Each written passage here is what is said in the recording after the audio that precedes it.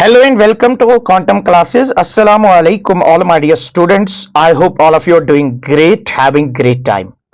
Exam की preparation मजे में चल रही होगी और आपको मालूम है हम यहाँ पे क्लास 12th की केमिस्ट्री की एग्जाम सीरीज पढ़ रहे हैं जिसमें हमने पहला चैप्टर शुरू किया था सॉल्यूशंस और आज सॉल्यूशंस का लास्ट चैप्टर है।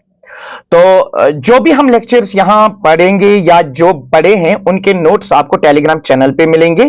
तो डिस्क्रिप्शन बॉक्स में टेलीग्राम चैनल की लिंक दी गई है, वहां क्लिक करके आप ज्वाइन हो जाइएगा। वहां पे जितने भी प्रीवियस ईयर पेपर्स आपको चाहिए या गेस्ट चाहिए वो सारा अवेलेबल है और अपडेट्स के लिए भी आप वहां पे ज्वाइन कर सकते हो।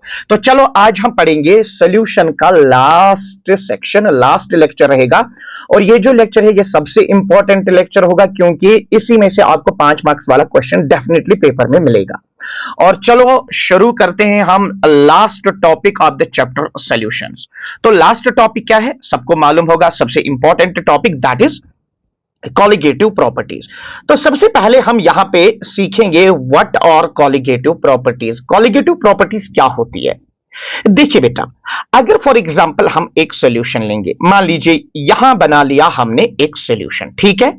सॉल्यूशन की बहुत सारी प्रॉपर्टीज होती है जैसे सॉल्यूशन में कंडक्टिविटी, रिफ्रैक्टिव इंडेक्स, पीएच। इसी तरह से सॉल्यूशन की कुछ ऐसी भी फिजिकल प्रॉपर्टीज होती है जैसे एलिवेशन इन बॉइलिंग पॉइंट, जैसे डिप्रेशन इन फ्रीजिंग पॉइंट, जैसे सॉल्यूशन का ऑस्मोटिक प्रेशर। तो कुछ प्रॉपर्टी सॉल्यूशन की ऐसी होती है जो नंबर ऑफ पार्टिकल्स पे डिपेंड करती है, नंबर ऑफ मॉलिक्यूल्स पे डिपेंड करती है, नंबर ऑफ आयन्स पे डिपेंड करती है। यानी कि सॉल्यूशन की कुछ प्रॉपर्टीज ऐसी होती है जो नंबर पे डिपेंड करती है, number of moles of solute, number of particles of solute, या number of molecules of solute, या number of ions of solute. तो ऐसी प्रॉपर्टीज को हम कहते हैं कॉलिगेटिव प्रॉपर्टी। जैसे कि अगर मान लीजिए मुझे इस सॉल्यूशन का osmotic pressure, OP osmotic pressure, यहां पे ऑस्मोटिक प्रेशर सॉल्यूशन का देख लेंगे। ये जो ऑस्मोटिक प्रेशर है ना, ये डिपेंड करता है कि इस सॉल्यूशन के अंदर number of moles of solute कितने हैं। या अगर मुझे इस सॉल्यूशन का एलिवेशन इन बॉइलिंग पॉइंट देखना है, यानी सॉल्यूट ऐड करने से बॉइलिंग पॉइंट कितना इंक्रीज हो गया, वो जो एलिवेशन इन बॉइलिंग पॉइंट है that is also depending on the number of particles of solute. तो सॉल्यूशन की वो प्रॉपर्टीज जो डिपेंड करती है नंबर ऑफ पार्टिकल्स पे, नंबर ऑफ मॉलिक्यूल्स पे, नंबर ऑफ मोल्स पे, number of ions of solute पे, तो ऐसी प्रॉपर्टीज को हम क्या नाम देते हैं? Colligative properties. जैसे कि हमने बता दिया यहां पे, colligative properties are physical properties of a solution that depends only on the number of solute particles, जैसे कि मॉलिक्यूल्स या ions present in the solution, not on their nature और टाइप। यानी सॉल्यूट का नेचर क्या है, सॉल्यूट का type क्या है, उस पर डिपेंड नहीं करता है, बल्कि इस पे डिपेंड करता है कि सॉल्यूट के कितने मोल्स, सॉल्यूट के कितने पार्टिकल सॉल्यूशन में है। ठीक है, तो हमारे पास 4 कॉलिगेटिव प्रॉपर्टीज है। कौन कौन सी कॉलिगेटिव प्रॉपर्टी है समझ लीजिएगा। एक तो हमारे पास है relative lowering of vapour pressure, RLVP short में, relative lowering of vapour pressure. उसके बाद एलिवेशन इन बॉइलिंग पॉइंट, इस तरह से डिप्रेशन इन फ्रीजिंग पॉइंट, और बेटा ऑस्मोटिक प्रेशर। ये 4 प्रॉपर्टीज ऐसी है सॉल्यूशन की जो number of moles of solute, number of particles of solute पे डिपेंड करती है। तो ये सारी की सारी जो प्रॉपर्टीज है ये कॉलिगेटिव प्रॉपर्टीज है। तो हम ये भी कह सकते हैं जो कॉलिगेटिव प्रॉपर्टीज होती है they are directly related to number of moles, किसके? मोल्स ऑफ सॉल्यूट, या हम ऐसे कहेंगे directly proportional to number of particles of solute. जितने पार्टिकल्स ज्यादा होंगे ऑब्वियसली उतना उस कॉलिगेटिव प्रॉपर्टी का वैल्यू ज्यादा होगा, या डायरेक्टली प्रोपोर्शनल टू मॉलिक्यूल्स, ये भी कह सकते हैं, या directly proportional to ions of solute. तो ये होती है हमारी कॉलिगेटिव प्रॉपर्टीज। यानी colligative property depends upon the number of moles of solute, particles of solute, molecules of solute और आयन्स। तो 4 प्रॉपर्टीज याद रखिए, relative lowering of vapor pressure, elevation in boiling point, depression in freezing point and osmotic pressure। ठीक है, जैसे कि अगर हम 2 सॉल्यूशंस लेंगे, दो सॉल्यूशन, एक में सोल्यूट जो है वो 1 मोल है, दूसरे सॉल्यूशन में सोल्यूट के 5 मोल्स है। तो जहां 5 मोल्स ऑफ सोल्यूट है ऑब्वियसली वहां उस कॉलिगेटिव प्रॉपर्टी का वैल्यू ज्यादा आएगा, उसका ऑस्मोटिक प्रेशर मान लीजिए ज्यादा होगा। तो अब हमें क्या करना है, सबसे पहले दो कंडीशंस याद रखिए।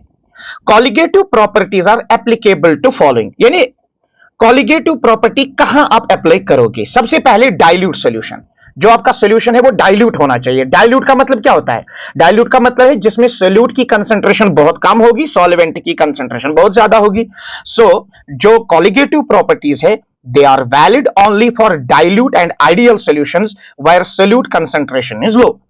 तो कॉलिगेटिव प्रॉपर्टीज जो है ये वैलिड डाइल्यूट सॉल्यूशंस के लिए होती है। दूसरा, नॉन वोलाटाइल सोल्यूट, यानी जो आप सॉल्यूशन बना रहे हो, अगर आप कोई सॉल्यूशन बना रहे हो तो याद रखिएगा उस सॉल्यूशन के अंदर जो सोल्यूट है that must be non volatile. Non volatile, non volatile का मतलब क्या होता है, ऐसा सोल्यूट जो एस्केप नहीं हो सकता है, जो इवेपोरेट नहीं हो सकता है। जैसे कि मैंने यहां पे नोट किया है, the solute should be non volatile as it does not contribute to vapour pressure. ठीक है, क्योंकि अगर सोल्यूट नॉन वोलाटाइल है वो एस्केप ही नहीं होगा, तो सोल्यूशन में सोल्यूट के वेपर प्रेशर का कोई कंट्रीब्यूशन नहीं होगा। ठीक है बेटा, तो सबसे पहले हमने क्या समझ लिया, कॉलिगेटिव प्रॉपर्टीज क्या होती है। क्या होती है कॉलिगेटिव प्रॉपर्टीज, सॉल्यूशन की वो प्रॉपर्टीज जो number of moles of solute पे डिपेंड करती है, number of particles of solute पे डिपेंड करती है, या मॉलिक्यूल्स या आयन्स ऑफ सोल्यूट। दूसरी बात, कितनी कॉलिगेटिव प्रॉपर्टीज है, 4। Relative lowering of vapour pressure, elevation in boiling point, depression in freezing point and osmotic pressure. और दो बातें याद रखनी है, कॉलिगेटिव प्रॉपर्टीज जो है यहां कहां पे एप्लीकेबल है। नंबर 1, सॉल्यूशन आइडियल होना चाहिए, सॉल्यूशन डाइल्यूट होना चाहिए, डाइल्यूट सॉल्यूशन होना चाहिए, यानी जिसमें सॉल्यूट की कंसंट्रेशन बहुत कम हो, और जो सॉल्यूट है it must be non volatile, यानी ये एस्केप और इवापोरेट नहीं होना चाहिए। तो अब हमें यही पढ़ना है। तो जैसे कि सबसे पहली कॉलिगेटिव प्रॉपर्टी हम जो यहां पे पढ़ेंगे, सबसे पहली कॉलिगेटिव प्रॉपर्टी जो हम यहां पढ़ेंगे that is relative lowering of vapour pressure. Relative lowering of vapour pressure, देखिए सबसे पहले एक बात समझ लीजिएगा बेटा मेरा, जब हम कोई सॉल्यूशन बनाते हैं, मान लीजिए ये है कोई सॉल्यूशन, ये सॉल्यूशन बना लिया, और अब आपको पता है जब हम कॉलिगेटिव प्रॉपर्टी पढ़ेंगे तो जो इसमें सोल्यूट होगा, सोल्यूट इज नॉन वोलाटाइल, तो वो एस्केप नहीं होगा। बात समझिए, याद रखिएगा जब भी हम कोई नॉन वोलाटाइल सोल्यूट सॉल्वेंट में ऐड करते हैं तो सॉल्वेंट का वेपर प्रेशर डिक्रीज होता है। कैसे डिक्रीज होता है समझ लीजिएगा, अगर मान लीजिए मुझे यहां पे सॉल्यूशन बनाना है, मान लीजिए ये है सॉल्वेंट, ये है सॉल्वेंट वाटर, ठीक, और इसके अंदर हमने ऐड किया है नॉन वोलाटाइल सोल्यूट। ये जो नॉन वोलाटाइल के सोल्यूट के पार्टिकल्स हैं ये सरफेस पे अपनी स्पेस ऑक्यूपाई करते हैं, तो ये जो सोल्यूट के पार्टिकल्स है ये तो ऊपर आएंगे ही नहीं क्योंकि ये नॉन वोलाटाइल है, लेकिन साथ में क्या करते हैं, जो ये वाटर के सॉल्वेंट के मॉलिक्यूल्स है ना, ये उनकी एस्केपिंग टेंडेंसी को ब्लॉक करते हैं। यानी जब ऊपर सरफेस पे नॉन वोलाटाइल सोल्यूट बैठ गया ना, तो अंदर से निकलने वाले सॉल्वेंट मॉलिक्यूल्स को बाहर निकलने में दिक्कत आ जाती है, जिसकी वजह से ऊपर वेपर्स जो है वो कम आएंगे और वेपर प्रेशर डिक्रीज होगा। बात समझ ली ना आपने। तो जब भी non volatile solute pure solvent में ऐड करते हो तो वेपर प्रेशर डिक्रीज होता है। सर क्यों होता है वेपर प्रेशर डिक्रीज? क्योंकि जो सोल्यूट के पार्टिकल्स हैं वो सरफेस पे अपनी स्पेस ऑक्यूपाई करते हैं और फिर अंदर जो सॉल्वेंट मॉलिक्यूल्स एस्केप होना चाहते हैं उनको ब्लॉक करते हैं और ऊपर वेपर्स कम आते हैं। जब वेपर्स ही कम आ गए तो वेपर प्रेशर कम होगा। तो हमने पहले यही नोट किया है। अब जरा देखिए, when a non-volatile solute is dissolved in volatile solvent, the vapor pressure of solution becomes lower than that of pure solvent। मतलब प्योर सॉल्वेंट का वेपर प्रेशर ज्यादा होगा, सॉल्यूशन का वेपर प्रेशर कम होगा। क्यों? क्योंकि हमने सोल्यूट नॉन वोलाटाइल ऐड किया जो वेपर प्रेशर कम करता है। अच्छा, कैसे? The solute particles occupy space at the liquid surface। जैसे कि मैंने यहां पे आपको बता दिया कि जो सोल्यूट के पार्टिकल्स है वो इस सॉल्वेंट के सरफेस पे स्पेस ऑक्यूपाई करते हैं। सो फिर सॉल्वेंट मॉलिक्यूल्स ऊपर नहीं आ पाएंगे क्योंकि ये नॉन वोलेटाइल सोल्यूट पार्टिकल्स उनको ब्लॉक करते हैं। तो जब एस्केपिंग टेंडेंसी सॉल्वेंट की कम हो रही है ना, तो इवापोरेशन कम होगी। So pure solvent molecules can escape, ऊपर कम सॉल्वेंट मॉलिक्यूल्स आएंगे। किसमें? वेपर फेस में, हेंस वेपर प्रेशर डिक्रीजेस, तो फिर वेपर प्रेशर डिक्रीज हो जाता है। बात समझ गए? Okay, the decrease in vapour pressure relative to vapour pressure of solvent is called relative lowering of vapour pressure. यानी नॉन वोलाटाइल सोल्यूट ऐड करने से सॉल्वेंट का वेपर प्रेशर डिक्रीज होता है, लोअर डाउन होता है। ये जो वेपर प्रेशर का लोअरिंग होता है, ये जो वेपर प्रेशर डिक्रीज होता है with respect to vapour pressure of pure solvent, आप समझ गए ना, इसको हम कहते हैं relative lowering of vapour pressure. Suppose अगर मान लीजिए, यहां पे मैं बात करूं, मान लीजिए अगर वेपर प्रेशर कितना डिक्रीज हो गया, सपोज 2 atm, और प्योर सॉल्वेंट का सेम कंडीशन पे वेपर प्रेशर कितना था 10, सो ये आ गया 1/5। This 1/5 is called as relative lowering of vapour pressure. यानी वेपर प्रेशर कितना डिक्रीज हो जाएगा, वेपर प्रेशर कितना डिक्रीज हो जाएगा relative to, with respect to vapour pressure of pure solvent. This is what we call as relative lowering of vapour pressure. अब बात को समझिए, नाउ जो वेपर प्रेशर है, relative lowering of vapour pressure, relative lowering of vapour pressure जो है ना, it is a colligative property, हमें इसको प्रूव करना है। ठीक है, पहले बात को समझिए, इधर देखिए, अगर ये सॉल्यूशन हमने बना लिया और इस सॉल्यूशन में ये सॉल्वेंट है, ठीक है, और इसके अंदर हमने डाल दिया नॉन वोलाटाइल सोल्यूट, ठीक है, तो नॉन वोलाटाइल सोल्यूट ऐड करने से इसका वेपर प्रेशर डिक्रीज होगा। मगर मुझे एक बात बताइए, यहां जो सोल्यूट है, जो रेड कलर डॉट ये सोल्यूट है नॉन वोलाटाइल, ये ऊपर एस्केप नहीं होगा, तो इसके जरिए ऊपर प्रेशर नहीं होगा, तो सिर्फ सॉल्वेंट की वजह से प्रेशर होगा। तो याद रखिए, सपोज अगर मान लीजिए ये है सोल्यूट, इसको मैं रिप्रेजेंट करता हूं बी से, और इसके मोल्स में रिप्रेजेंट करता हूं एनबी से, और इसका मोल फ्रैक्शन रिप्रेजेंट करता हूं काई बी से, और सॉल्वेंट जो है, सॉल्वेंट को मैं रिप्रेजेंट करता हूं ए से, और सॉल्वेंट के कितने moles, I will represent that bye Na, और सॉल्वेंट का मोल फ्रैक्शन इसमें क्या है, I will represent that bye काई बी। ठीक है, नाउ रोल्टस लॉ मैंने ऑलरेडी पढ़ाया हुआ है। अकॉर्डिंग टू रोल्टस लॉ, जो किसी भी कंपोनेंट, चाहे सोल्यूट या सॉल्वेंट, जो किसी भी कंपोनेंट के जरिए वेपर प्रेशर होता है, that is directly proportional to it is mole fraction. लेकिन आप मुझे बताइए, ये जो आपके सामने सॉल्यूशन है, ये जो आपके सामने सॉल्यूशन बनाया है, इसमें कौन कंट्रीब्यूट करता है वेपर प्रेशर, सोल्यूट या सॉल्वेंट? सर सोल्यूट तो नॉन वोलेटाइल है, यहां सिर्फ सॉल्वेंट। तो जो इस सॉल्यूशन का वेपर प्रेशर होगा, I will make a simple derivation. इधर देखिए, जो इस सॉल्यूशन का वेपर प्रेशर होगा, PS is vapour pressure of solution, it is directly proportional to chi A. What is this chi A? It is the mole fraction of solvent, क्योंकि यहां सिर्फ solvent volatile है। अब इस प्रोपोर्शनलिटी को हटाओ, तो वेपर प्रेशर ऑफ सॉल्यूशन है that will be equal to P0A into chi A. ये मैंने रोल्टस लॉ में डिटेल में पढ़ाया हुआ है। तो ये हमारी बेसिक इक्वेशंस है, ये पहली इक्वेशन, ये दूसरी इक्वेशन। ठीक है, सो PS यानी vapour pressure of solution, it is directly proportional to mole fraction of solvent. Solvent को मैंने A से रिप्रेजेंट किया, और chi A is the mole fraction of solvent. उसके बाद PS प्रोपोर्शनलिटी हटाया, सो वहां कांस्टेंट आया P0A इंटू काई ए। PS क्या है इसमें? Vapour pressure of solution. P0A क्या है? प्योर सॉल्वेंट का वेपर प्रेशर, और काई ए क्या है? मोल fraction of solvent. Now what I will do, बात समझिएगा, मैं पहले इसको रब करता हूं। हमें एक छोटी सी डेरिवेशन करनी है, बात समझ लीजिएगा हम क्या करने वाले हैं।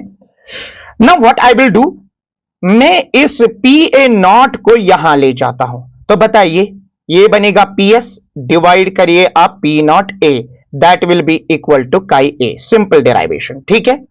उसके बाद में क्या करता हूं, सबट्रैक्ट बोथ साइड्स फ्रॉम 1। मैं लिखता हूं यहां पे, इधर देखिए, इसको मैं थोड़ा सा कम करता हूं, सबट्रैक्ट बोथ साइड्स फ्रॉम 1।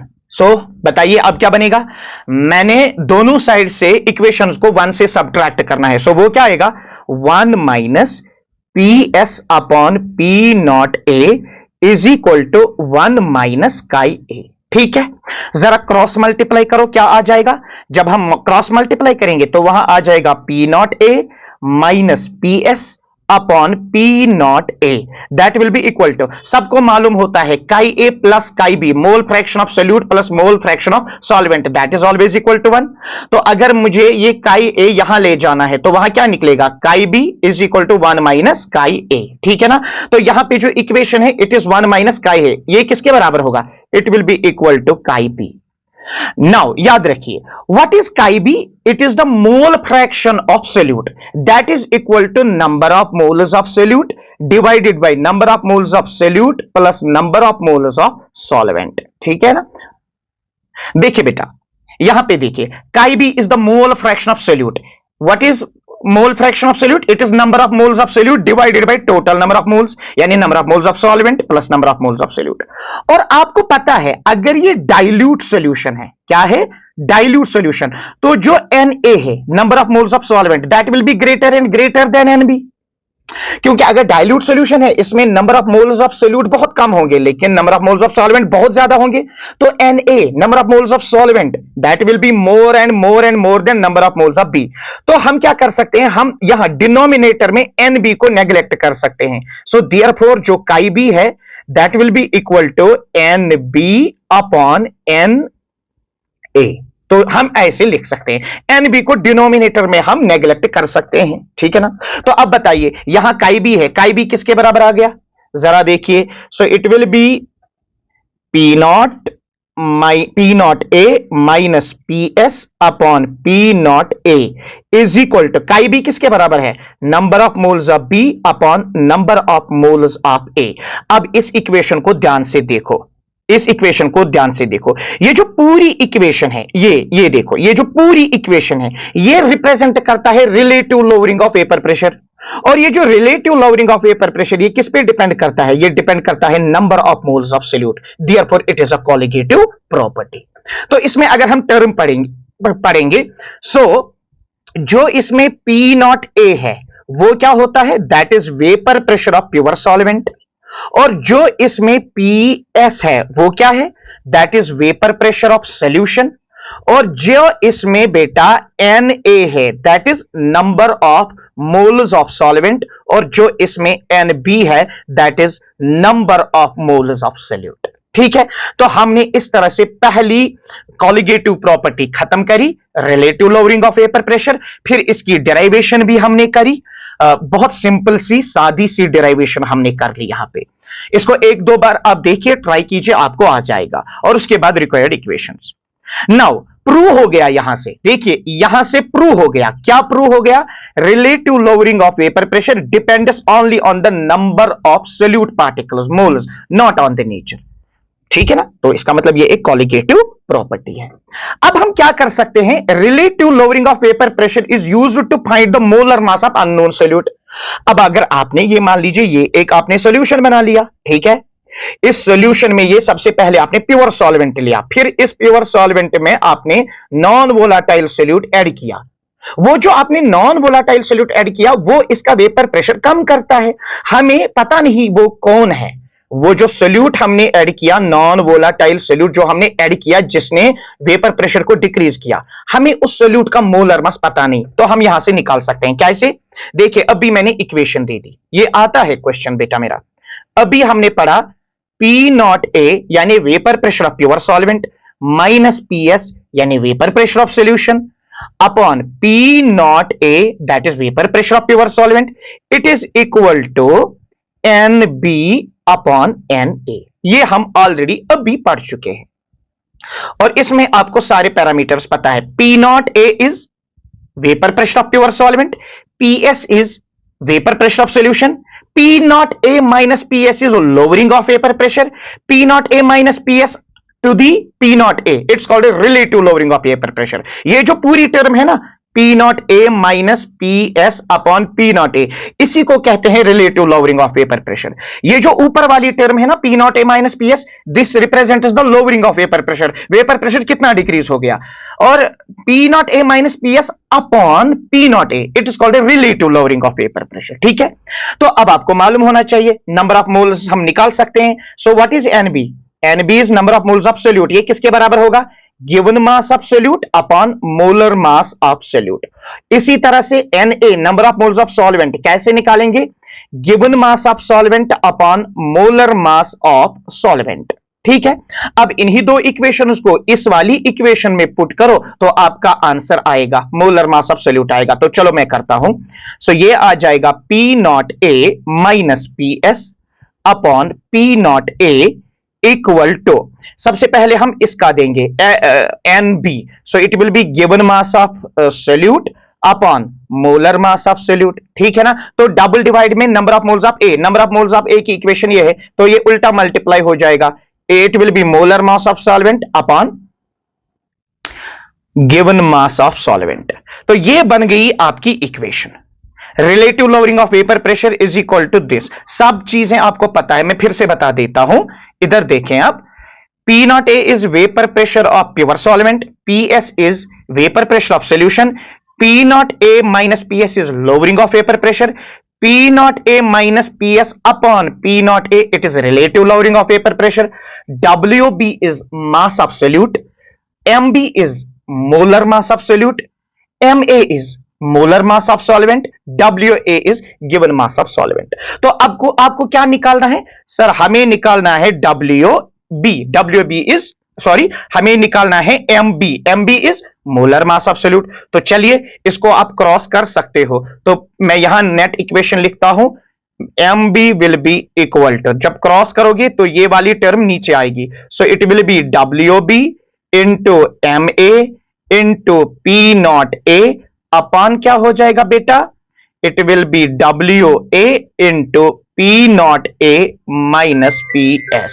तो आप यहां पे देख सकते हो ये फाइनल इक्वेशन है, ये फाइनल इक्वेशन है। इससे आप मोलर मास ऑफ सोल्यूट निकाल सकते हो। ठीक है, so we are done with everything related to relative lowering of vapour pressure as a colligative property. देखो सारा जो ये 5 मार्क्स वाला क्वेश्चन आता है, सारी जो इंफॉर्मेशन है एक पेज पे आपको मिल रही है।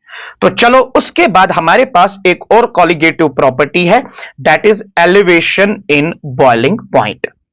This one, elevation in boiling point, elevation in boiling point. सबसे पहले हम समझ लेते हैं एलिवेशन इन बॉइलिंग पॉइंट का मतलब क्या होता है। देखिए बेटा, से फॉर एग्जांपल अगर हम लेंगे यहां पे प्योर सॉल्वेंट वाटर, ये मान लीजिए ये मैंने एक बीकर लिया, इस बीकर में हमने लिया pure solvent that is water, और सबको मालूम है जो वाटर का बॉइलिंग पॉइंट होता है दैट इज 100 डिग्री सेल्सियस। ठीक है, तो ये है वाटर का बॉइलिंग पॉइंट। बॉइलिंग पॉइंट क्या होता है? ये एक ऐसा टेम्परेचर है जिस टेम्परेचर पे एक लिक्विड का वेपर प्रेशर एटमॉस्फेरिक प्रेशर के बराबर हो जाता है। अब अगर हम इसी प्योर सॉल्वेंट में, इसी वाटर में अगर हम ऐड करेंगे मान लीजिए कोई सॉल्ट, जैसे कि मैंने ऐड करा इसमें NaCl, ये एक नॉन वोलाटाइल सोल्यूट है। ठीक है, तो मान लीजिए मेरे पास है 2 गिलास, एक गिलास में प्योर वाटर है, प्योर पानी है, और दूसरे गिलास में भी वाटर ही है लेकिन उसमें हमने 2 चम्मच साल्ट डाला NaCl। तो जो वाटर है, प्योर वाटर है, इसका बॉइलिंग पॉइंट 100 डिग्री सेल्सियस है। जो हमने सॉल्यूशन बनाया जहां पे हमने वाटर में साल्ट ऐड किया, नॉन वोलाटाइल सोल्यूट ऐड किया, क्या इसका भी बॉइलिंग पॉइंट 100 डिग्री सेल्सियस होगा? नहीं बेटा, नॉन वोलाटाइल सोल्यूट ऐड करने से बॉइलिंग पॉइंट इंक्रीज हो जाता है। सपोज अगर प्योर वाटर का 100 डिग्री सेल्सियस है, जो सॉल्ट वाटर होगा इसका 100 पॉइंट समथिंग होगा, या 101 होगा, या कभी 102 होगा। तो नॉन वोलाटाइल सोल्यूट ऐड करने से याद रखिएगा बॉइलिंग पॉइंट जो है वो इंक्रीज हो जाता है। नॉन वोलाटाइल सोल्यूट ऐड करने से ये जो बॉइलिंग पॉइंट इंक्रीज होता है, इसी को हम नाम देते हैं एलिवेशन इन बॉइलिंग पॉइंट। जैसे कि हमने यहां पे नोट करा है, elevation in boiling point is the phenomenon where the boiling point of solvent increases when non-volatile solute is dissolved in it। यानी एलिवेशन इन बॉइलिंग पॉइंट का मतलब होता है बॉइलिंग पॉइंट का इंक्रीज हो जाना जब हम प्योर सॉल्वेंट में कोई नॉन वोलाटाइल सोल्यूट ऐड करते हैं। ठीक है, और बॉइलिंग पॉइंट क्या होता है? Boiling point is the temperature at which vapour pressure of liquid is equal to external pressure. यानी एक ऐसा टेम्परेचर जिस टेम्परेचर पर एक लिक्विड का वेपर प्रेशर एटमॉस्फेरिक प्रेशर के इक्वल आ जाएगा, उस टेम्परेचर को बॉइलिंग पॉइंट कहते हैं। ठीक है, जैसे कि अगर हम वाटर की बात करेंगे 100 डिग्री सेल्सियस पे वाटर का जो वेपर प्रेशर है वो एटमॉस्फेरिक प्रेशर के बराबर आ जाता है। नाउ बेसिकली क्या होता है, adding non volatile solute lowers the vapour pressure of solvent. जब इससे पहले जो मैंने relative lowering of vapour pressure पढ़ाई, मैंने आपको डिटेल में बताया जब भी आप किसी सॉल्वेंट के अंदर नॉन वोलाटाइल सोल्यूट ऐड करते हो तो वेपर प्रेशर डिक्रीज होता है। तो अगर वेपर प्रेशर डिक्रीज हो गया तो आपको बहुत ज्यादा हीट देनी पड़ेगी, बहुत ज्यादा टेम्परेचर इंक्रीज करना पड़ेगा, तब जाके उसका जो वेपर प्रेशर है वो एटमॉस्फेरिक प्रेशर के बराबर आ जाएगा। तो अगर आपसे कोई पूछेगा कि what is elevation in boiling point, simple words में बताइएगा, जब हम non volatile solute pure solvent में ऐड करते हैं वेपर प्रेशर डिक्रीज होता है और बॉइलिंग पॉइंट इंक्रीज होता है। इस इंक्रीज इन बॉइलिंग पॉइंट को हम कहते हैं एलिवेशन इन बॉइलिंग पॉइंट। ठीक है, देखिए बेटा, यहां जब हम नॉन वोलाटाइल सोल्यूट ऐड करते हैं तो वेपर प्रेशर सॉल्वेंट का डिक्रीज होता है, hence higher temperature is required to reach the same vapor pressure, that is boiling point, वो तो इंक्रीज हो जाएगा। नाउ मैं यहां पे एक ग्राफ आपको समझाता हूं। देखिए, ये एग्जाम में आता है, इसको नोट कीजिएगा, इसको अच्छे से समझिएगा। सबको मालूम है अगर हम एक ग्राफ यहां प्लॉट करेंगे, यहां वेपर प्रेशर, यहां टेम्परेचर, सबको मालूम है जैसे जैसे टेम्परेचर इंक्रीज होगा वेपर प्रेशर भी इंक्रीज होता है। ठीक है, इसी तरह से आप यहां पे समझ लो, ये जो ग्राफ है ना, हमने यहां पे जो प्लॉट करा है ग्राफ, इसमें हमने वेपर प्रेशर और टेम्परेचर का कर्व निकाला है। सबसे पहले प्योर सॉल्वेंट का, ये देखो, ये प्योर सॉल्वेंट का ग्राफ है। ठीक है, ये प्योर सॉल्वेंट का कर्व है। जैसे जैसे आप टेम्परेचर को डिक्रीज करोगे वेपर प्रेशर डिक्रीज हो जाएगा। एक ऐसा टेम्परेचर आएगा जिस टेम्परेचर पे इस प्योर सॉल्वेंट का वेपर प्रेशर एटमॉस्फेरिक प्रेशर पे आएगा। जैसे कि ये वाला जो पॉइंट है, ये वाला पॉइंट वो टेम्परेचर रिप्रेजेंट करता है जिस टेम्परेचर पर वेपर प्रेशर एटमॉस्फेरिक प्रेशर के बराबर आ जाता है, तो इसको कहते हैं boiling point of pure solvent. लेकिन आपको मालूम है कि जब हम नॉन वोलाटाइल सोल्यूट ऐड करते हैं तो वेपर प्रेशर डिक्रीज होता है, तो जो सोल्यूशन है उसका जो ये कर्व है वो इस प्योर सॉल्वेंट के नीचे आएगा। तो अगर हम इस सॉल्यूशन की बात करेंगे, इस सॉल्यूशन में इस पॉइंट पर, यानी इस वाले टेम्परेचर पर अब वेपर प्रेशर सॉल्यूशन का एटमॉस्फेरिक प्रेशर के बराबर आ जाता है। तो ये वाला जो पॉइंट है, ये वाला जो टेम्परेचर है, ये रिप्रेजेंट करता है बॉइलिंग पॉइंट ऑफ सॉल्यूशन। तो सॉल्यूशन का बॉइलिंग पॉइंट ज्यादा होता है as compare to it is pure solvent. तो अब आपको मालूम है, मैंने यहां पर रिप्रेजेंट किया है TB not is boiling point of pure solvent, TB is boiling point of solution. कौन कौन ज्यादा होता है? शाबाश, सोल्यूशन का बॉइलिंग पॉइंट ज्यादा होता है कि प्योर सॉल्वेंट का? सोल्यूशन का। तो हम कहेंगे TB is greater then TB not. तो जो TB है, वेपर प्रेशर ऑफ सोल्यूशन जो है, वो प्योर सॉल्वेंट से ज्यादा होगा। इन दोनों का डिफरेंस जो है वो हमें बताएगा कि बॉइलिंग पॉइंट कितना इंक्रीज हो चुका है, और उसको हम रिप्रेजेंट करते हैं डेल्टा TB से। डेल्टा TB का मतलब increase in boiling point, that will be equal to solution का boiling point minus pure solvent का बॉइलिंग पॉइंट। ये याद रखिएगा, ये इक्वेशन। तो अब आपने समझ लिया, नॉन वोलाटाइल सोल्यूट ऐड करने से वेपर प्रेशर डिक्रीज होता है और बॉइलिंग पॉइंट इंक्रीज होता है। तो सॉल्यूशन का बॉइलिंग पॉइंट ज्यादा होता है as compare to pure solvent. और जो दोनों में डिफरेंस होगा, यानी जितना सॉल्वेंट टू सॉल्यूशन, जितना बॉइलिंग पॉइंट इंक्रीज होता है उसको एलिवेशन इन बॉइलिंग पॉइंट कहते हैं, उसको हम रिप्रेजेंट करते हैं डेल्टा TB से। और ऐसा देखा गया, प्रैक्टिकली ऐसा देखा गया, ये जो एलिवेशन इन बॉइलिंग पॉइंट है, ये जो इंक्रीज इन बॉइलिंग पॉइंट है delta TB, it is directly proportional to molality of solution. Molality सबको पता है, नंबर ऑफ मोल्स पर KG of solvent, number of moles of solute पर KG of solvent, that's molality. और ऐसा देखा गया, एक्सपेरिमेंटली देखा गया, जो डेल्टा TB है, यानी एलिवेशन इन बॉइलिंग पॉइंट जो है, increase in boiling point, that is directly proportional to molality. चलो प्रोपोर्शनलिटी खत्म करते हैं, तो पहले लिखते हैं सिंबल्स में, delta TB is directly proportional to M, M का मतलब मोलालिटी। तो आगे बढ़ते हैं, delta TB, delta TB is elevation in boiling point, it is equal to proportionality जब भी हम खत्म करते हैं तो वहां कांस्टेंट आता है और यहां जो कांस्टेंट हम रिप्रेजेंट करेंगे दैट इज के बी मल्टीप्लाई क्या हो जाएगा molality.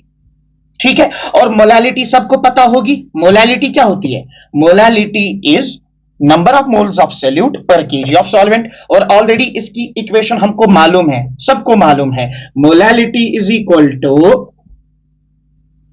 Given mass of solute upon molar mass of solute into 1000 upon mass of solvent. So इसको मैं WS से रिप्रेजेंट करूं। W होता है mass of solute, WS is mass of solvent. तो अब हम इस इक्वेशन को बेटा यहां पे पुट करेंगे, सब्स्टिट्यूट करेंगे। तो बताइए हमें कौन सी इक्वेशन निकल आएगी?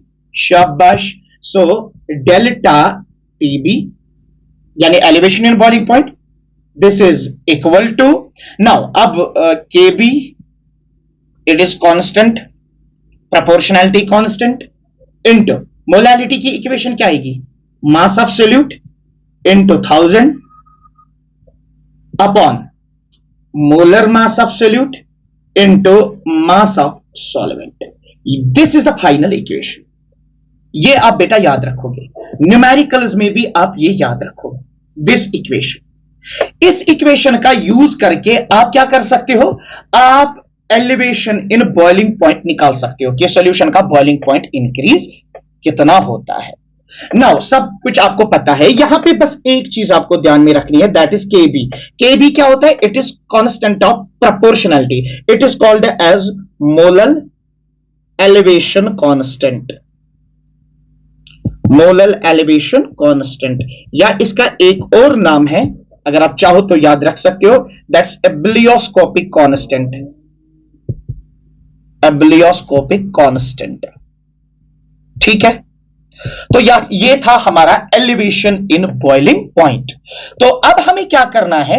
हमें सवाल आता है कि एलिवेशन इन बॉइलिंग पॉइंट जो है डेल्टा TB, क्या आप इससे मोलर मास ऑफ सोल्यूट निकाल सकते हो? जैसे आपने पहले प्योर वाटर लिया, सॉल्वेंट लिया, इसका बॉइलिंग पॉइंट 100 डिग्री सेल्सियस, फिर इसमें आपने कोई सोल्यूट डाला, उस सोल्यूट के ऐड करने से बॉइलिंग पॉइंट इंक्रीज हो गया।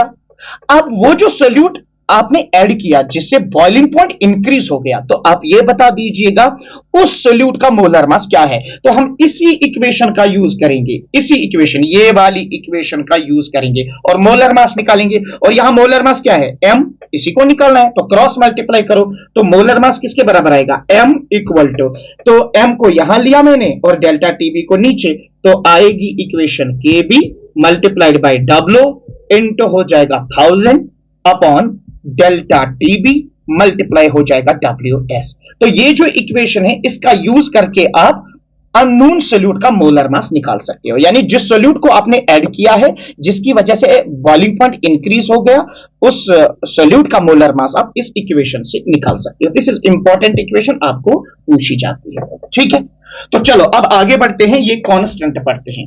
What is molal elevation constant या एब्लियोस्कोपिक कांस्टेंट किसको कहते हैं? हमने अभी आपको बता दिया कि जो एलिवेशन इन बॉइलिंग पॉइंट है delta TB, it is directly proportional to molality. Okay, now proportionality को खत्म करेंगे तो delta TB will be equal to KB into molality, where KB is constant of proportionality, जिसको हम एब्लियोस्कोपिक कांस्टेंट कहते हैं या मोलल एलिवेशन कांस्टेंट। अगर हम सॉल्यूशन की मोलालिटी लेंगे 1, यानी अगर हम ऐसा सॉल्यूशन लेंगे जिसमें मोलालिटी होगी 1 मोल ऑफ सोल्यूट पर केजी ऑफ सॉल्वेंट, तो उस सूरत में जो डेल्टा TB है it will be equal to KB। तो हमें निकल आई डेफिनेशन KB की, यानी molal elevation constant ebullioscopic constant की डेफिनेशन निकल आई। सो किसके बराबर है अब? It is equal to delta TB। So देखिए देखिए, this KB is ebullioscopic constant, molal elevation constant है, delta TB is elevation in boiling point, increase in boiling point. कितना बॉइलिंग पॉइंट एलिवेट होगा, कितना बॉइलिंग पॉइंट इंक्रीज होगा जब हम 1 molar solution लेंगे, यानी जब हम 1 मोल पर केजी ऑफ सॉल्वेंट ऐड करेंगे। ठीक है ना, तो that is what we call as the molal elevation constant for a solution with molality 1। तो कितना बॉइलिंग पॉइंट इंक्रीज हो जाएगा उसको हम कहते हैं एब्लियोस्कोपिक कांस्टेंट। तो जैसे कि हमने डेफिनेशन दी, ebullioscopic constant is the molar elevation constant that relates the elevation in boiling point of a solvent to the molality of solution। ठीक है, यानी एब्लियोस्कोपिक कांस्टेंट एक मोलर एलिवेशन कांस्टेंट है जो हमें बता देता है एलिवेशन इन बॉइलिंग पॉइंट, यानी सॉल्वेंट का बॉइलिंग पॉइंट कितना एलिवेट होगा और सॉल्यूशन की मोलालिटी क्या होगी। तो जैसे कि हमने सीधे डायरेक्टली आपके सामने इक्वेशन दी, delta TB is equal to K B into M. तो क्या मैं यहां पे डेफिनेशन लिख सकता हूं? मैं यहां पे लिख सकता हूं definition, it is defined as the elevation in boiling point for 1 molar solution, that is when 1 mole of solute is dissolved per kg of solvent, तो ये डेफिनेशन है। अगर मान लीजिए 2 मार्क्स वाला क्वेश्चन आएगा या 3 मार्क्स वाला आएगा तो ये डेफिनेशन आप नोट कर सकते हो, यानी एलिवेशन इन बॉइलिंग पॉइंट, कितना बॉइलिंग पॉइंट इंक्रीज होगा फॉर 1 मोलर सॉल्यूशन, अगर हम ऐसा सॉल्यूशन लेंगे जिसकी मोलालिटी 1 होगी, यानी when 1 mole of solute is dissolved in 1 kg of solvent. और ये जो फॉर्मूला हमने बता दी इसको बेटा मेरा याद रखिएगा, इसमें जो डेल्टा टीबी है, it is elevation in boiling point, KB is molar elevation constant, M is the molality. और अब इसका यूनिट क्या आएगा? बड़ा सिंपल है, इसका यूनिट अगर हम देखेंगे what will be its unit, आपको पता है कि जो एलिवेशन इन बॉइलिंग पॉइंट है delta TB, it is equal to KB into molality, और आपको यहां से केबी की यूनिट निकालनी है, तो KB will be equal to delta TB upon molality. So KB का यूनिट आएगा, delta TB is elevation in boiling point, तो बॉइलिंग पॉइंट ऑब्वियसली टेम्परेचर है तो इसका यूनिट होगा डिग्री सेल्सियस। मोलालिटी का क्या है? It is mole KG inverse. ठीक है, तो ये ऐसे बनेगा degree Celsius KG mole inverse. ठीक है, degree Celsius KG mole inverse, या ऐसे भी लिख सकते हैं केल्विन केजी मोल इनवर्स। ठीक है, तो ये इसके यूनिट्स हो जाएंगे, मोलर एलिवेशन कांस्टेंट के यूनिट से, it's not zero, it is degree Celsius KG mole inverse. ना उसके बाद सब इस मोलर एलिवेशन कांस्टेंट के रिलेटेड 2 इंपॉर्टेंट पॉइंट्स। नंबर 1, ये जो मोलर एलिवेशन कांस्टेंट है it depends only on the nature of solvent, not on the solute.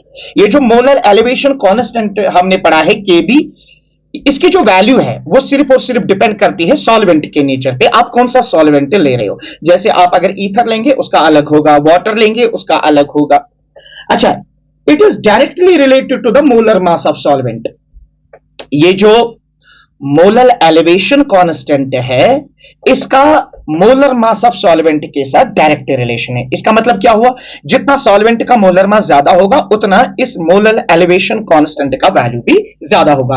और अगर आप चाहें तो ये वाली इक्वेशन आप याद रख सकते हैं, इस इक्वेशन से आप मोलर एलिवेशन कांस्टेंट निकाल सकते हो, KB is equal to R delta TB naught into M upon delta H N.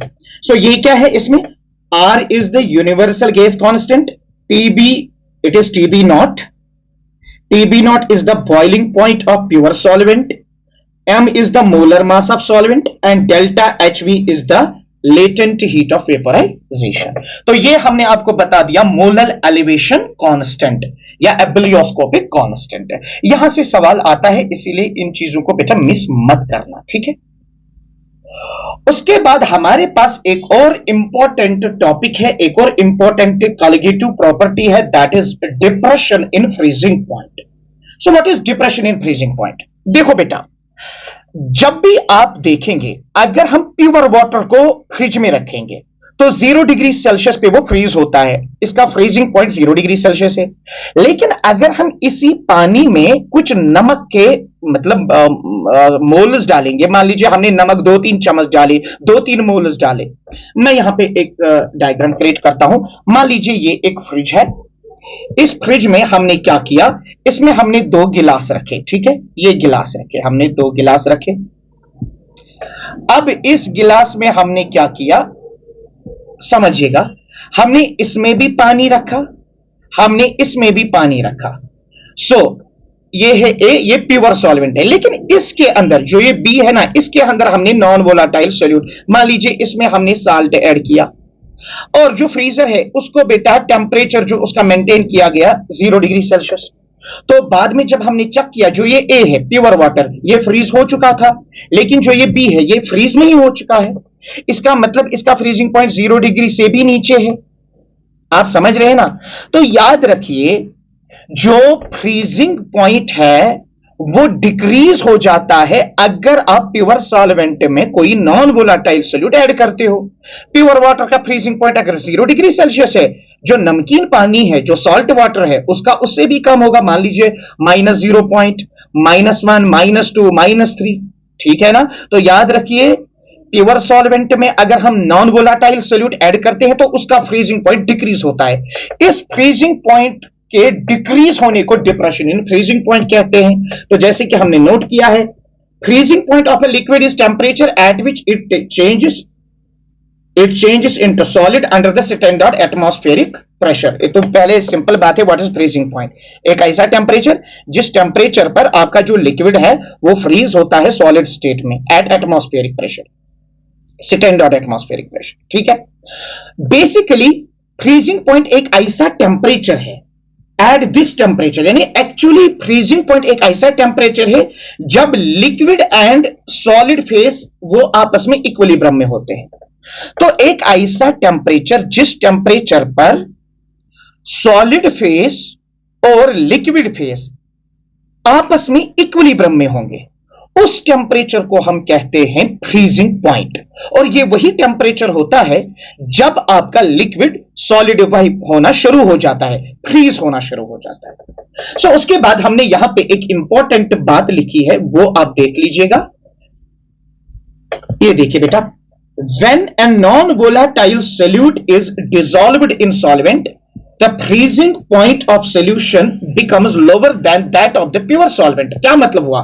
When a non-volatile solute is dissolved in solvent, जब हम नॉन वोलाटाइल सोल्यूट को सॉल्वेंट में डिसॉल्व करेंगे, नमक को पानी में डिसॉल्व करेंगे, शुगर को पानी में डिसॉल्व करेंगे, KCl को पानी में डिसॉल्व करेंगे, जब भी कोई नॉन वोलाटाइल सोल्यूट सॉल्वेंट में डिसॉल्व करेंगे, क्या होता है?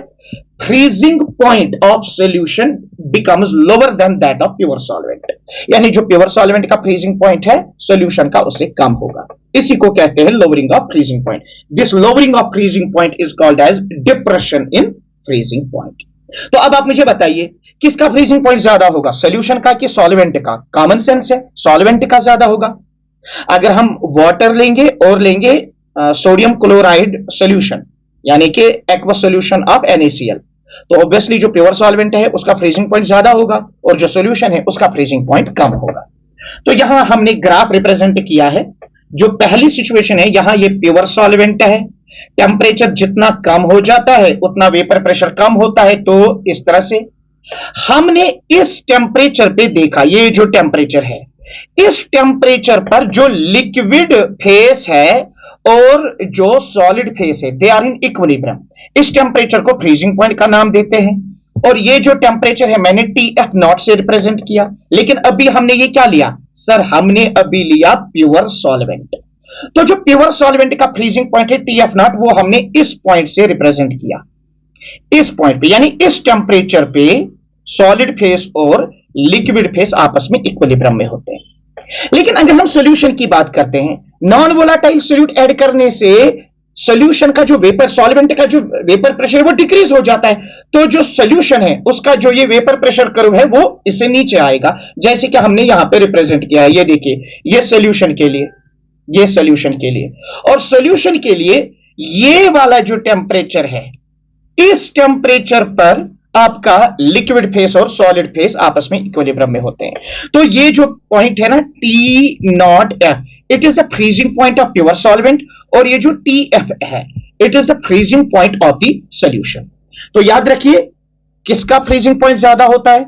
ऑब्वियसली प्योर सॉल्वेंट का होता है, सोल्यूशन का तो कम होता है, तो हमने यहां पे वही रिप्रेजेंट किया, T F naught is greater than T F, यानी freezing point of pure solvent is greater than freezing point of solution. तो ऑब्वियसली जो डेल्टा टी एफ आएगा, यानी difference, that will be T F naught minus T F, क्योंकि T F naught ज्यादा होता है, pure solvent का freezing point ज्यादा होता है। तो यहां जो टी एफ नॉट है, it is the freezing point of pure solvent, T F is the freezing point of solution, and delta T F is the depression in freezing point. तो अगर हम देखेंगे, कुल मिला के बात यह है, एक ऐसा टेम्परेचर जिस टेम्परेचर पर लिक्विड फेस और सॉलिड फेस आपस में इक्विलिब्रियम में होते हैं, उस टेम्परेचर को फ्रीजिंग पॉइंट कहते हैं। इस टेम्परेचर पर आपका जो लिक्विड है वो सॉलिडिफाई हो जाता है, जैसे लिक्विड वाटर आइस बन जाता है। और जब भी नॉन वोलाटाइल सोल्यूट ऐड करते हैं तो जो प्योर सॉल्वेंट है उसका फ्रीजिंग पॉइंट डिक्रीज होता है। This decrease in freezing point of a pure solvent when non-volatile solute is added, this is called a depression in freezing point। फिर हमने ग्राफिकली समझा, प्योर सॉल्वेंट के लिए भी समझा कि किस टेम्परेचर पर फ्रीजिंग पॉइंट आता है, और सॉल्यूशन में भी देखा, और हमने ये भी देखा है कि प्योर सॉल्वेंट का जो फ्रीजिंग पॉइंट है वो ज्यादा होता है एज कंपेयर टू सॉल्यूशन का फ्रीजिंग पॉइंट। और फाइनली हमने ये वाली इक्वेशन आपके सामने रखी, delta T F is equal to T F naught minus T F. तो अब अगर हम देखेंगे, हमने मान लीजिए नॉन वोलाटाइल सोल्यूट तो ऐड किया तो फ्रीजिंग पॉइंट डिक्रीज हो जाएगा। तो ये जो फ्रीजिंग पॉइंट डिक्रीज हो जाता है ये किस पे डिपेंड करता है? अगर हम आपको ऐसे समझाएं, ये एक गिलास है, ये दूसरा गिलास है, ये मान लीजिए तीसरा गिलास है, सेम टू सेम मान लीजिए, और यहां पे भी प्योर वाटर है, प्योर वाटर प्योर वाटर, और मान लीजिए प्योर वाटर यहां भी 1 kg लिया, यहां भी 1 kg लिया, यहां भी 1 kg लिया। लेकिन इसमें क्या हमने किया, इसमें हमने नमक डाला NaCl, कितने 1 मोल, लेकिन इसमें कितने ऐड किए 5 मोल, इसमें कितने ऐड किए 10 मोल। तो ऑब्वियस बात है ये नमक NaCl ऐड करने से फ्रीजिंग पॉइंट डिक्रीज होगा। प्रैक्टिकली ऑब्जर्व किया गया है जितना आप नॉन वोलाटाइल सोल्यूट ऐड करोगे उतना फ्रीजिंग पॉइंट डिक्रीज हो जाएगा।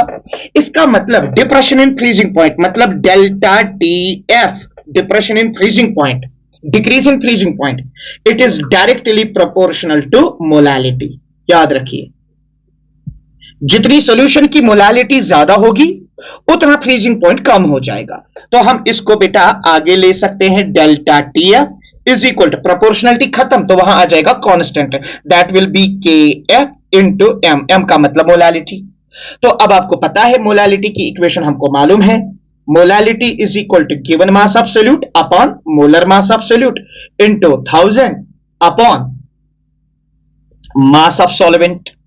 तो उसके बाद ये वाली इक्वेशन यहां हम बेटा सब्स्टिट्यूट करेंगे तो हमारी जो नई इक्वेशन निकल आएगी दैट विल बी शाबाश डेल्टा टी एफ, यानी कि depression in freezing point, that will be equal to K F is constant of proportionality into molality की इक्वेशन यहां नीचे है, given mass of solute into 1000 divided by molar mass of solute into mass of solvent. ये जो equation है this is one of the most important equation, ये आप याद रखेंगे, ये न्यूमेरिकल्स के काम आ जाएगी। इससे आप न्यूमेरिकल्स कर सकते हो। अगर आपको पूछा जाएगा कितना फ्रीजिंग पॉइंट डिक्रीज हो गया है तो आप यहां से देख सकते हो। और इसमें जो ये डेल्टा टी एफ है it is depression in freezing point, decrease in freezing point. जो के एफ है it is constant of proportionality, और इस प्रोपोर्शनलिटी कांस्टेंट को कहते हैं क्रायोस्कोपिक कांस्टेंट, क्रायोस्कोपिक कांस्टेंट या मोलर डिप्रेशन कांस्टेंट भी इसको कहते हैं। और उसके बाद जो ये W है it is mass of solute, जो M है capital M it is molar mass of solute, और जो ये WS है it is the mass of solvent. तो अब हमें यहां पे ये वाला समझना है, ये what is this cryoscopic constant. Before कि मैं क्रायोस्कोपिक कांस्टेंट समझाऊं पहले हम एक बात समझ लेते हैं। ये जो डिप्रेशन इन फ्रीजिंग पॉइंट हमने पढ़ा, डिप्रेशन इन फ्रीजिंग पॉइंट का यूज करके हम सोल्यूट का मोलर मास निकाल सकते हैं। कैसे? सीधे इसको क्रॉस मल्टीप्लाई करो, जैसे एलिवेशन इन बॉइलिंग पॉइंट में किया। देखो बेसिक इक्वेशन में फिर से लिखता हूं, delta T F is equal to K B into mass of solute into 1000 upon molar mass of solute into mass of solvent. अब हमें क्या निकालना है, हमें निकालना है ये मोलर मास ऑफ सोल्यूट, तो सीधे क्रॉस मल्टीप्लाई करो तो यहां से m आ जाएगा और ये डेल्टा टी बी इधर, सो आ जाएगा K B multiplied by W into आ जाएगा 1000 upon delta T B multiplied by W S.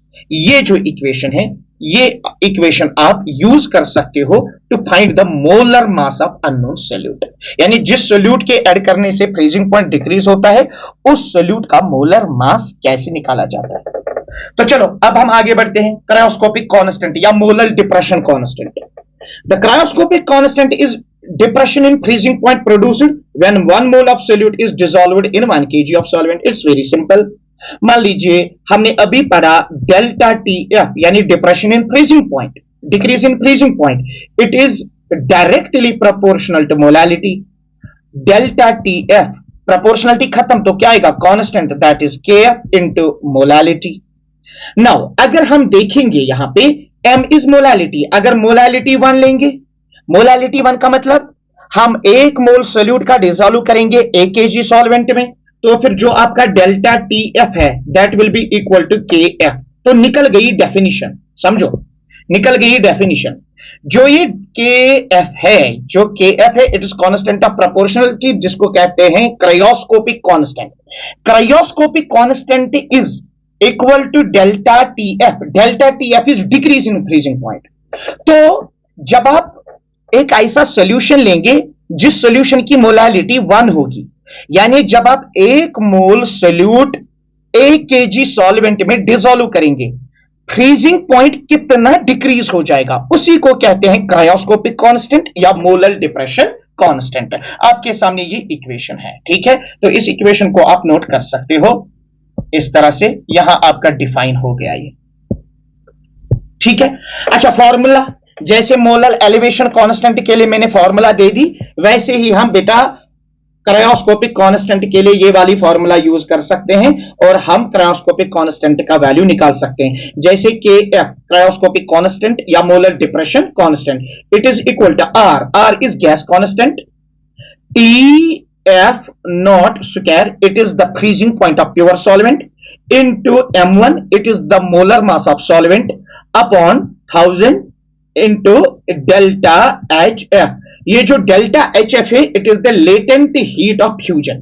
यहां देखिए आर जो है इसमें it is gas constant, T F जो है T F not it is the freezing point of pure solvent, और इसमें जो m1 है that is the molar mass of solvent, और इसमें जो डेल्टा टी एफ है it is latent heat of fusion, ठीक है। तो ये था cryoscopic constant. Osmotic pressure is also one of the important colligative property. Now, osmotic pressure को समझने से पहले हमें मालूम होना चाहिए what is osmosis. It is very simple. देखो पहले मैं osmosis समझाता हूं, ये osmosis क्या होता है। सपोज करते हैं, इधर देखिए मैंने यहां पे ये बना लिया है। सपोज करते हैं हमने लिया ये कंपार्टमेंट ए, ये लिया कंपार्टमेंट बी। जो कंपार्टमेंट ए है ये मान लीजिए ये एक डाइल्यूट सॉल्यूशन है जिसमें सोल्यूट की मकदार कम हो, या हम ऐसे भी कहेंगे सपोज ये एक प्योर सॉल्वेंट है, तो ये जो ए है क्या हो सकता है, ये ए या तो ये प्योर सॉल्वेंट होगा या तो ये डाइल्यूट सॉल्यूशन होगा। ये जो कंपार्टमेंट ए है ना, ये वाला, ये देखिए, ये जिसको मैं यहां पे स्पॉट से मार्क करता हूं, ए कंपार्टमेंट ए जो है ये एक प्योर सॉल्वेंट है या ये एक डाइल्यूट सॉल्यूशन है जिसमें सोल्यूट की मात्रा कम है। और जो ये कंपार्टमेंट बी है ना, ये मान लीजिए सॉल्यूशन है, ठीक है, या ये मान लीजिए ये एक कंसंट्रेटेड सॉल्यूशन है जिसमें सोल्यूट की कंसंट्रेशन बहुत ज्यादा है ना। व्हाट विल हैपन अगर, और बीच में, इनके बीच में ये देखो ये क्या है, it is a semi permeable membrane. Semi permeable membrane एक ऐसा मेम्ब्रेन होता है जो अपने थ्रू सिर्फ सॉल्वेंट मॉलिक्यूल्स को अलो करता है, सोल्यूट के पार्टिकल्स इसके थ्रू पास नहीं हो जाएंगे।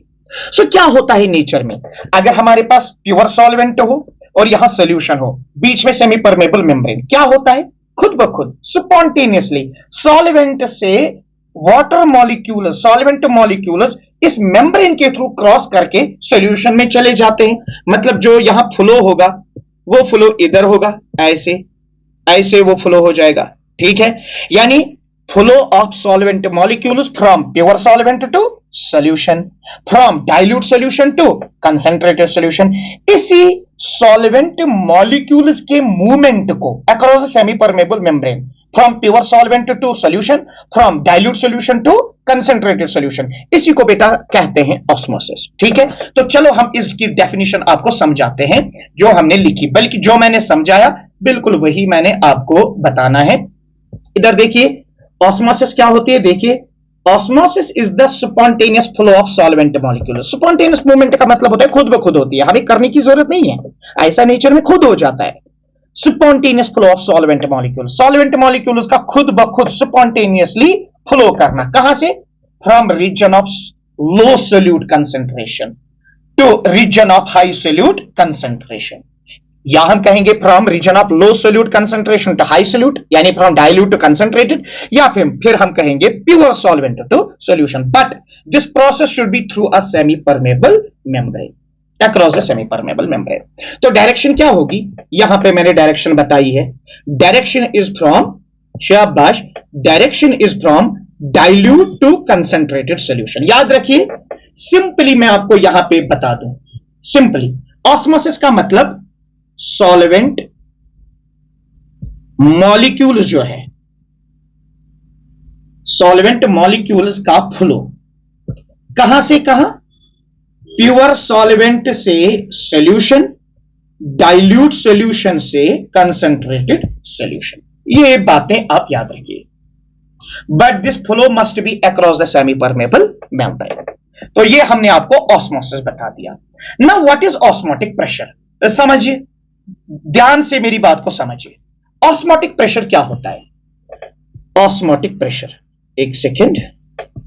सो व्हाट इज ऑस्मोटिक प्रेशर, देखिए ऑस्मोसिस तो आपको समझ में आया होगा। व्हाट इज ऑस्मोसिस, ऑस्मोसिस का मतलब है डाइल्यूट सॉल्यूशन से कंसंट्रेटेड सॉल्यूशन, सॉल्वेंट मॉलिक्यूल्स का फ्लो हो जाना अक्रॉस सेमी परमेबल मेम्ब्रेन, या प्योर सॉल्वेंट से सॉल्यूशन में वाटर मॉलिक्यूल्स का फ्लो हो जाना, this is osmosis. Now what is osmotic pressure, osmotic pressure होता है एक ऐसा प्रेशर जो हम एक्सटर्नली सॉल्यूशन को अप्लाई करते हैं ताकि ऑस्मोसिस स्टॉप हो जाए, वाटर मॉलिक्यूल्स की जो मूवमेंट है वो ना हो जाए।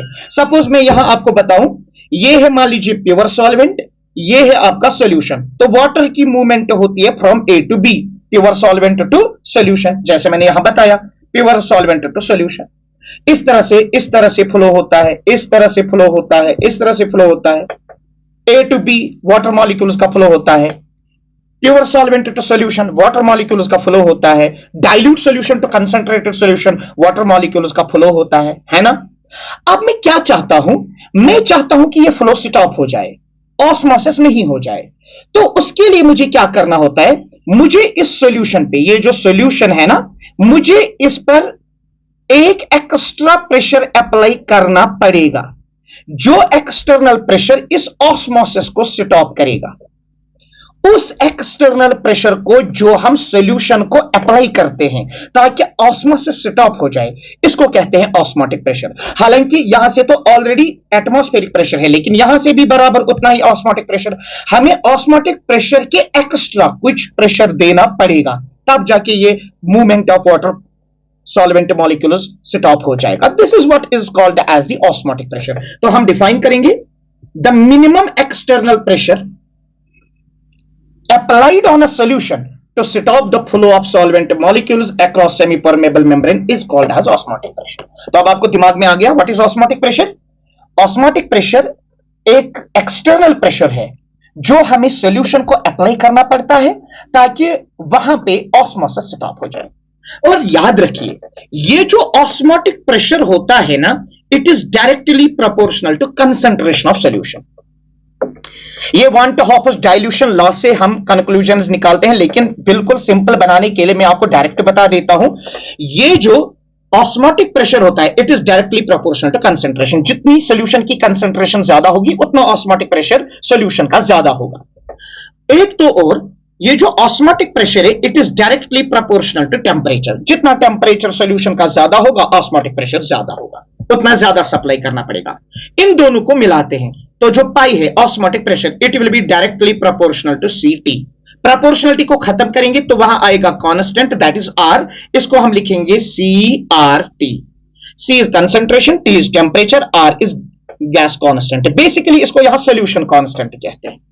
तो this is the final equation, ये एक फाइनल इक्वेशन है। लेकिन अभी तक मैंने आपको प्रूव नहीं करके दिया कि ये एक कॉलिगेटिव प्रॉपर्टी है।